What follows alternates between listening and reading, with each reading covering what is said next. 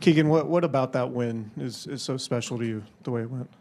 I think the whole game, I feel like we're in control in a way from start to finish. And obviously they're a very good team, and we're down a guy, one of arguably our best player. And I think just collectively, just everything that we've been through in December to now is just 360. So that was a huge win.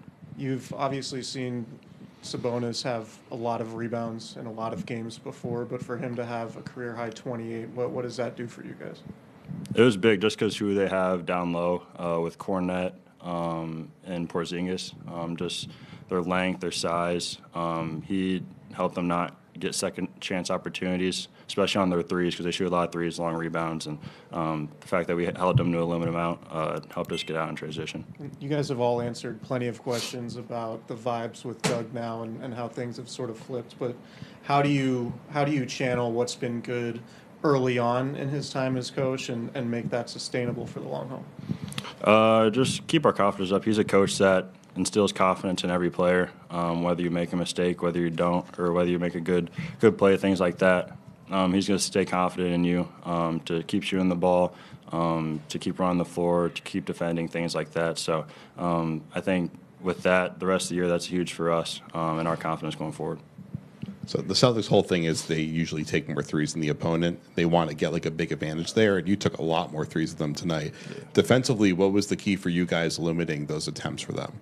To close down their airspace. We know they, at a historic rate, get up 30 catch-and-shoot threes a game, 50 threes on average. So if we were able to, on the catch, get up in their space and either have them try and bounce it to look, because that lowers their percentage a little bit on threes. So that was our goal and our game plan going into it. And I have Keegan questions. I know he wasn't a huge part of tonight's win, but these last few weeks, how have you seen just the kind of steadiness of the role that he's had generally affect the way he carries himself day to day? Yeah, he's super even-keeled guy. He's on the court. He's able to affect the game in many ways, whether he's having a good offensive game or not. Defensively, he's able to get his hands on the ball and just affect the game that way with his deflection. So it's been cool to see his growth, undrafted. So I was in the same class as him, just being undrafted to now playing an impact and starting and excelling at his position. And when he was trying to fight for a role, I think maybe defensive consistency and discipline was a big part of it. And now you're seeing he's super active, but he doesn't tend to get himself like kind of caught out or in trouble, especially as a teammate who would have to cover for him if he made a mistake. How do you feel like he's doing with that now? He's good. I mean, he hasn't fouled out of any games. I feel like he plays smart in a way. So with him, I feel like he's one of the best on-ball defenders in the league. And with his activity and his high level of activity just helps our team. So.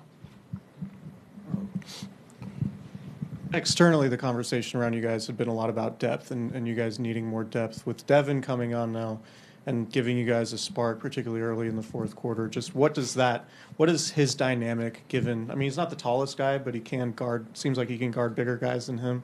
Yeah. What does that dynamic of length and athleticism do for you guys off the bench?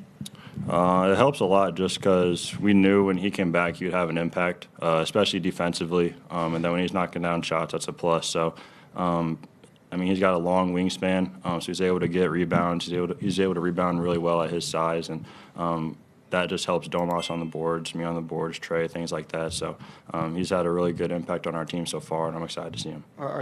Do you communicate with him about, sort of what it's like being a rookie in the league? I know you're not too far removed from that. Like what it takes to be in the right mind space to contribute early in your NBA career? I mean, I think he's one of the more confident rookies that I've seen step foot. And I've talked to our older guys, and they all say he's one of the more confident rookies that they've seen. So he has no issues or anything like that guarding the other team's best player, and that's big as a rookie stepping in.